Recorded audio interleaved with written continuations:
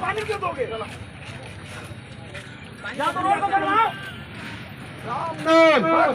राम नाम, राम नाम, राम नाम, राम नाम, राम नाम।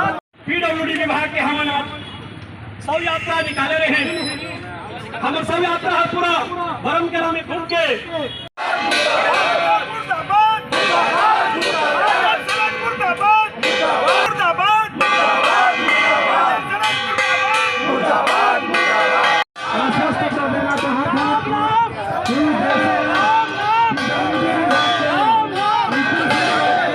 आज की जो मेन मुद्दा थी, सबसे पहली बात थी बरमकेला के ही साथ साथ छत्तीसगढ़ में जितने भी जो पीडब्ल्यूडी के रोड हैं ये पूरा क्षतिग्रस्त है।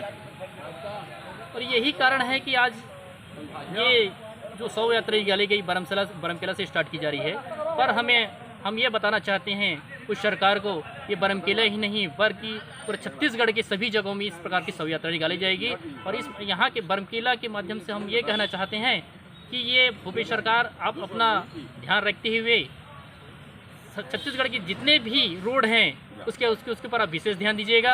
अगर इस प्रकार की आप ध्यान में अगर किसी प्रकार की कमी पड़ती है तो हमारी भाजपा सरकार आने वाले समय में उग्र आंदोलन करेगी। क्या नाम है?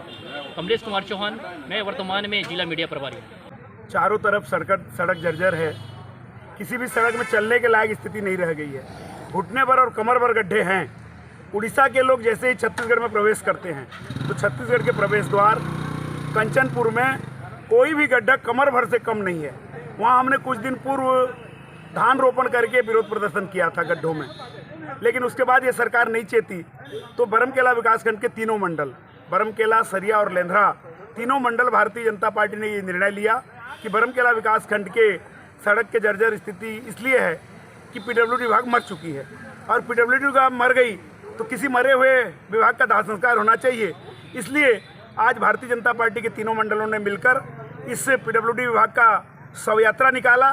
पीडब्ल्यूडी के विभाग के रेस्ट हाउस से शव यात्रा निकली और पूरे आज मार्केट का दिन था, बाजार में घूमते हुए बस स्टैंड में जाकर के पूरा चीता सजा करके उसका दाह संस्कार किया गया।